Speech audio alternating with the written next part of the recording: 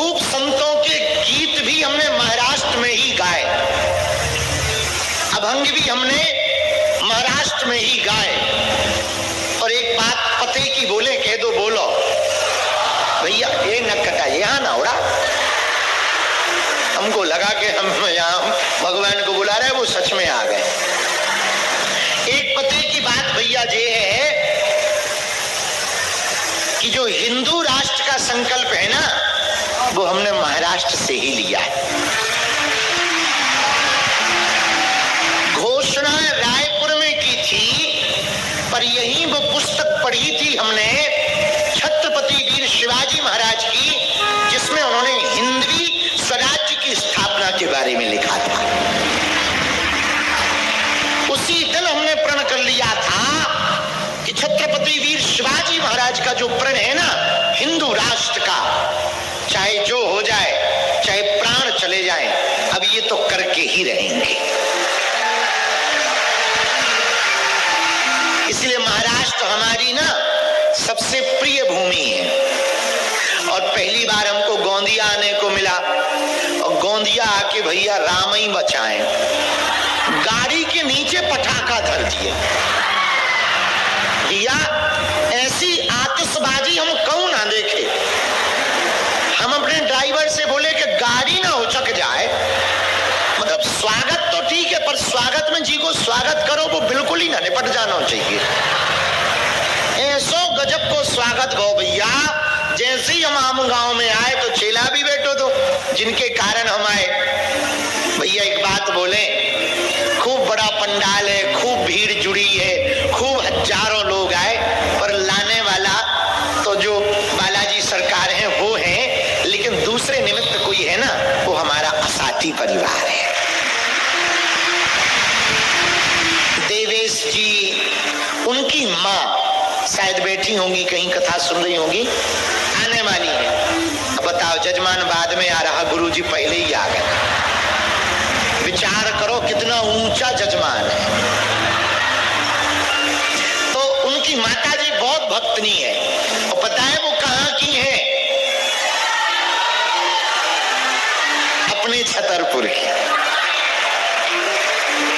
उनके कारण आज हमको गोंदिया महाराष्ट्र में आने का सौभाग्य मिला, इस भूमि की मिट्टी को चूमने का सौभाग्य मिला, यहाँ 5 दिन तक हनुमान जी की कथा सुनाने का अवसर मिला, एक दिवसीय दिव्य दरबार लगाने का शुभ अवसर मिल रहा।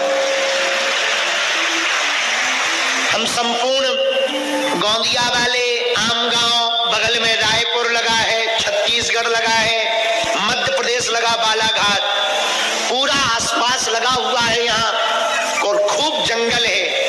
बहुत प्रसन्नता हुई हमको भैया, पहली बार जरूर आए, पर ऐसा लग रहा कि बहुत दिनों से हम तुम्हें जान। महात्मा थे विवाहित भी महात्मा हो सकते हैं, मतलब ये मत मानना कि लुगाई छोड़ने वाले ही महात्मा होते हैं, लुगाई वाले भी महात्मा हो सकते हैं, बस घरवाली उल्टी हो। हाँ, तो जितने विवाहित पुरुष बैठे हैं सुनो, तुम्हारी घरवाली पीटती वीटती हो ना, हमारी कथा सुन लो, महात्मा बन जाओगे, तुम टेंशन ना लो। वैसे भी हम एक ज्ञान हर जगह देते हैं, घर में लड़ाई घरवाली से हो जाए ना, एक काम किया करो, पूछो क्या? जितने विवाहित पुरुष बैठे सुनो कान खोल के, घरवाली से लड़ाई हो जाए, चप्पल उठाओ, पहन के निकल जाओ। जो तुम सोच रहे हो वो तो कोई नहीं कर सकता है। हाँ हाँ हाँ हाँ, और यहाँ तो हम बचा लेंगे, घर पे अपना मामला खुद ही निपटना। आओ आओ, तो सुनो जी, तो हम बताना चाह रहे थे कि आपदा को अवसर में तो घरवाली भी उल्टी हो ना, तो भगवान की कृपा समझो, धन्यवाद है। एक महात्मा की घरवाली बड़ी उल्टी थी, बहुत उल्टी।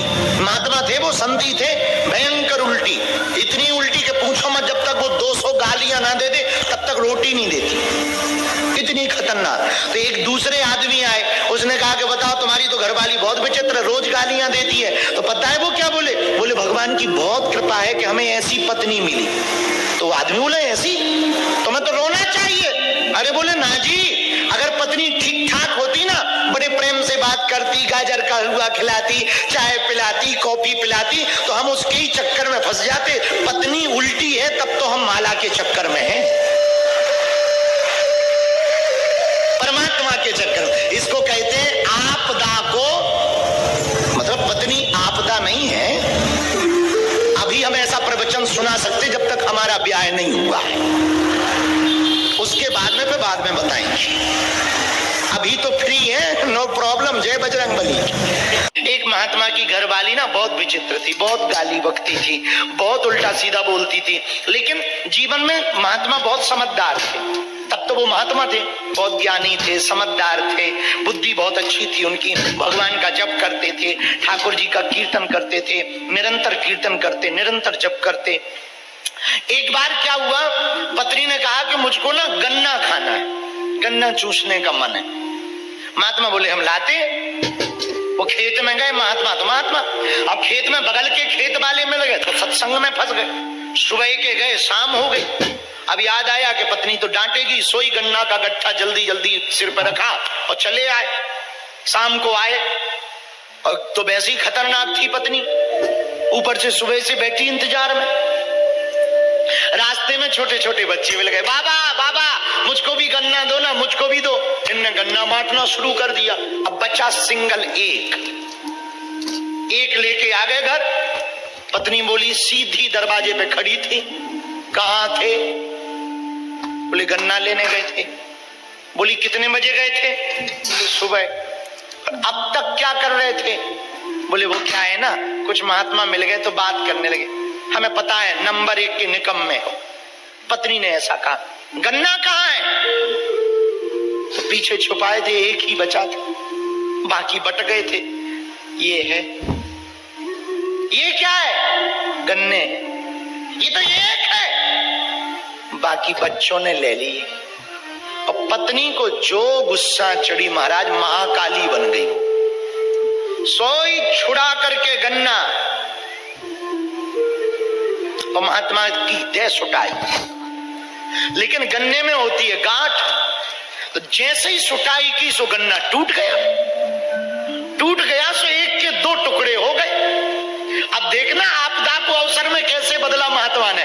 दोनों टुकड़े महात्मा उठाता हुआ बोला, भाग्यवान तू बड़ी समझदार है, हम 2 लोग थे, गन्ना एक था, तूने तोड़कर 2 टुकड़े कर ले, एक तू खा, एक मैं चूसता। एक तू ले, एक मैं चूसता हूं। मेरे पागलों, आपदा को आप अवसर में बदलने की कला सीखो। विपत्ति को भी, मुसीबत को भी भगवान की कृपा समझो। रामचरितमानस में विभीषण जी के ऊपर विपत्ति आई। क्या विपत्ति आई? रावण ने लात मार दी और जैसे ही चरण प्रहार किया, विभीषण जी ने तुरंत प्रण कर लिया। क्या प्रण किया? कि अब रावण ने तुत्कार दिया, अब मुझे राम स्वीकार कर लेंगे। अपनी विपत्ति पे रोना नहीं रोया कि मैं भाई हूं, तुम्हारे लिए जिंदगी भर ये करता रहा, वो करता रहा, मैं तुम्हारा भला चाहता था, तुमने मुझे लात क्यों मार दी। ना ना ना, समझ गए कि अब इसकी मति मारी गई। तुरंत घर छोड़ करके, लंका को छोड़ करके राम जी की शरण में आ गए। अस कही चला विभीषण जब ही, आयुहीन भये सब तब ही। ऐसा कहकर के जैसे विभीषण जी गए ना, सब आयुहीन हो गए, राम जी की शरण में आ गए। मेरे पागलों, हमारा मानना है विभीषण को यदि रावण लात ना मारता ना, तो विभीषण लंका का राजा ना बन पाते। लात मारी तो इन्हें राम जी का ख्याल आया, राम जी का ख्याल आया तो ये राम जी की शरण में चले गए। राम जी की शरण में गए तो क्या हुआ? रावण मारा गया और लंका का राजा कौन बन गया? बोलो बोलो बोलो, विभीषण जी। क्यों बने? क्यों बने? इन्होंने अपनी आपदा को अवसर में बदला। किस में बदला? बोलो ना जोर से, जरा जोर से बोलो। आपदा को अवसर में बदला तो ये लंका के राजा बन गए, वरना लंका के राजा ने इनको दुत्कार दिया था। और जब दुत्कारा था तब पता है लोग क्या कह रहे थे, अब इसका कोई ठिकाना नहीं है, अब तो गया। पर उन्होंने आपदा को अवसर में बदल लिया। आपदा को अवसर पर बदला ना तो जीवन में। एक कथा और हम आपको बता दें, आपदा को अवसर वाली में याद आया। भृगु जी ने चरण प्रहार किया भगवान हरि की छाती पर, श्री हरि की छाती पर, भगवान के छाती पर चरण मारा भृगु जी ने। लेटे हुए थे भगवान, जोर से प्रहार कर दिया। पता है भगवान नाराज नहीं हुए। तुम्हें कोई एक धक्का दे दे तुम्हारा मुंह फूल जाता है एक धक्के में। कोई धक्का तो दूर की बात है, एरे कह देना ओए, इतने में ही दिमाग खराब हो जाता। हमको ओए बोला, हमको एरे कहा, हमको तेरे कहा। लेकिन देखो भगवान का स्वभाव, भृगु जी ने लात मार दी। तुम्हारे कोई मुक्का क्या धक्का दे दे, धक्का में तुम्हारा दिमाग खराब हो जाता है। कोई मुक्का मार दे तुम मर्डर करने घूमने लगते हो, और कोई लात मार दे तब तो तुम ही जानो। पर धन्य भगवान, भगवान के हृदय पर, छाती पर भृगु जी ने लात मार दी। भगवान ने चरण पकड़ के पता है क्या कहा? प्रभु, हे भगवान, हे मुनि, हमारी इतनी कठोर छाती, आपकी इतने कोमल चरण, आपको चोट तो नहीं लग गई? पानी पानी हो गए भृगु जी। इतनी कठोर छाती, इतने कोमल चरण आपके, आपको चोट तो नहीं लग गई? बल्कि पूछना मुनि जी को चाहिए कि हमने गुस्सा में आपको बहुत जोर से लात मार दी, आपको लग तो नहीं गई? पर भगवान पूछ रहे, हमारी इतनी कठोर छाती, आपके इतने चरण बहुत कोमल है, आपको लग तो नहीं गया? और पता है इसीलिए भगवान को करुणावान कहा गया है। करुणावान, दयावान, दाता। क्यों कहा? क्योंकि उन्होंने भी आपदा को अवसर में बदला। किस में बदला? बोलो बोलो बोलो, अरे जरा जम के तो बोलो। अवसर में। ये है समझ, ये समझ आपको आ जाए ना, आपदा को अवसर में बदलने की। कोई बात नहीं भैया, कोई तुम्हें गाली दे देना, तुम धीरे से कह दो सेम टू यू, लो हो गया खेल। ना गाली बकनी, ना एनर्जी खराब करनी, ना माथा खराब करना है, जवाब पूरा हो गया। जो जो गाली तुम्हें देवे वो कहे कुत्ता है, कमीना है, निकम्मा है, निठल्ला है, तुम धीरे से कह दो सेम टू यू। तो मतलब तू खुद है। लो हो गया खेल। अब तुम्हें इतना विस्तार करने की आवश्यकता नहीं है, एक शब्द में पूरा खेल हो गया है, जवाब का जवाब हो गया, और मुस्कुराते हुए घर आ जाओ। इसको कहते हैं आपदा को, जरा जोर से बोलो। और एक महात्मा की घरवाली ना बहुत विचित्र थी, बहुत गाली बकती थी, बहुत उल्टा सीधा बोलती थी, लेकिन जीवन में महात्मा बहुत समझदार थे। तब तो वो महात्मा थे, बहुत ज्ञानी थे, समझदार थे, बुद्धि बहुत अच्छी थी उनकी, भगवान का जप करते थे, ठाकुर जी का कीर्तन करते थे, निरंतर कीर्तन करते, निरंतर जप करते। एक बार क्या हुआ, पत्नी ने कहा कि मुझको ना गन्ना खाना है, गन्ना चूसने का मन है। महात्मा बोले हम लाते। वो खेत में गए, महात्मा तो महात्मा, अब खेत में बगल के खेत वाले मिल गए तो सत्संग में फंस गए। सुबह के गए, शाम हो गई।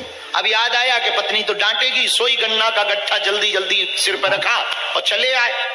शाम को आए और तो वैसी खतरनाक थी पत्नी, ऊपर से सुबह से बैठी इंतजार में। रास्ते में छोटे छोटे बच्चे मिल गए, बाबा बाबा मुझको भी गन्ना दो ना, मुझको भी दो। इनने गन्ना बांटना शुरू कर दिया। अब बच्चा सिंगल एक लेके आ गए घर। पत्नी बोली, सीधी दरवाजे पे खड़ी थी, कहाँ थे? बोले गन्ना लेने गए थे। बोली कितने बजे गए थे? बोले सुबह। अब तक क्या कर रहे थे? बोले वो क्या है ना, कुछ महात्मा मिल गए तो बात करने लगे, हमें पता है नंबर 1 के निकम में हो। पत्नी ने ऐसा कहा। गन्ना कहाँ है? तो पीछे छुपाए थे, एक ही बचा था, बाकी बट गए थे। ये है, ये क्या है? गन्ने। ये तो एक है, बाकी बच्चों ने ले ली। और पत्नी को जो गुस्सा चढ़ी महाराज, महाकाली बन गई। सोई छुड़ा करके गन्ना, और महात्मा की देह सुटाई। लेकिन गन्ने में होती है गांठ, तो जैसे ही सुटाई की सो गन्ना टूट गया। टूट गया सो एक के 2 टुकड़े हो गए। अब देखना आपदा को अवसर में कैसे बदला महात्मा ने। दोनों टुकड़े महात्मा उठाता हुआ बोला, भाग्यवान तू बड़ी समझदार है, हम 2 लोग थे, गन्ना एक था, तूने तोड़कर 2 टुकड़े कर ले, एक तू खा, एक मैं चूसता। एक तू ले, एक मैं चूसता हूं। मेरे पागलों, आपदा को आप अवसर में बदलने की कला सीखो। विपत्ति को भी, मुसीबत को भी भगवान की कृपा समझो, रामचरितमानस में विभीषण जी के ऊपर विपत्ति आई। क्या विपत्ति आई? रावण ने लात मार दी और जैसे ही चरण प्रहार किया, विभीषण जी ने तुरंत प्रण कर लिया। क्या प्रण किया? कि अब रावण ने तुत्कार दिया, अब मुझे राम स्वीकार कर लेंगे। अपनी विपत्ति पे रोना नहीं रोया कि मैं भाई हूं, तुम्हारे लिए जिंदगी भर ये करता रहा, वो करता रहा, मैं तुम्हारा भला चाहता था, तुमने मुझे लात क्यों मार दी।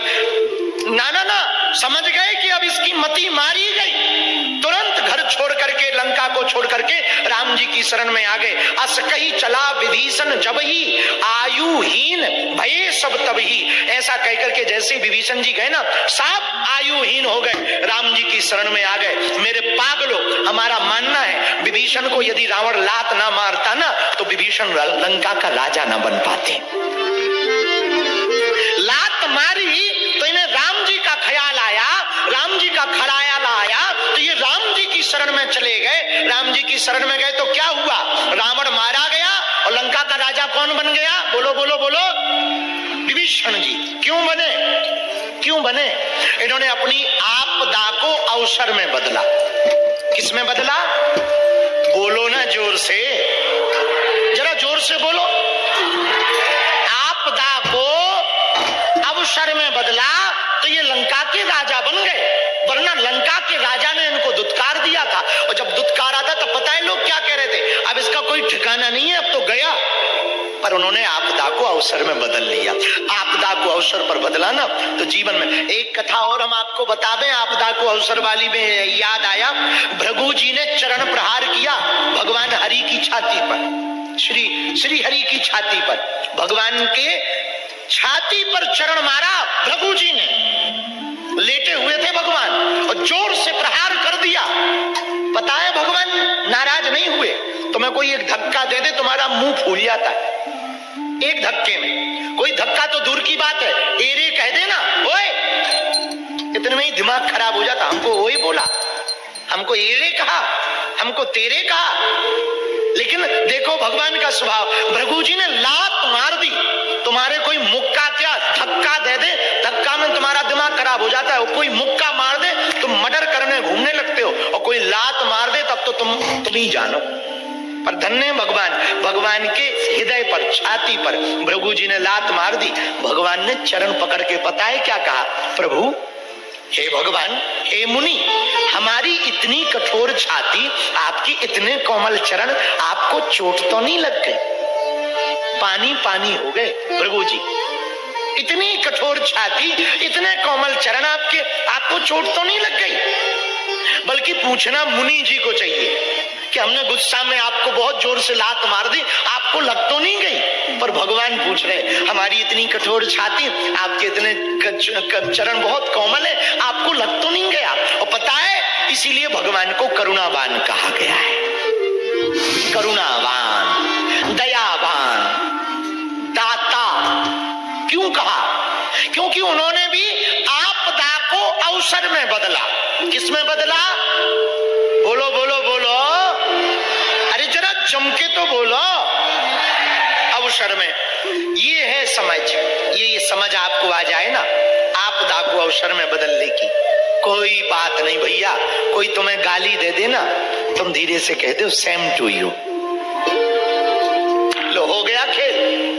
ना गाली बकनी, ना एनर्जी खराब करनी, ना माथा खराब करना है, जवाब पूरा हो गया। जो जो गाली तुम्हें देवे वो कहे कुत्ता है, कमीना है, निकम्मा है, निठल्ला है, तुम धीरे से कह दो सेम टू यू।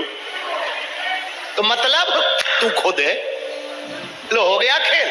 अब तुम्हें इतना विस्तार करने की आवश्यकता नहीं है, एक शब्द में पूरा खेल हो गया है। जवाब का जवाब हो गया और मुस्कुराते हुए घर आ जाओ। इसको कहते हैं आपदा को, जरा जोर से बोलो।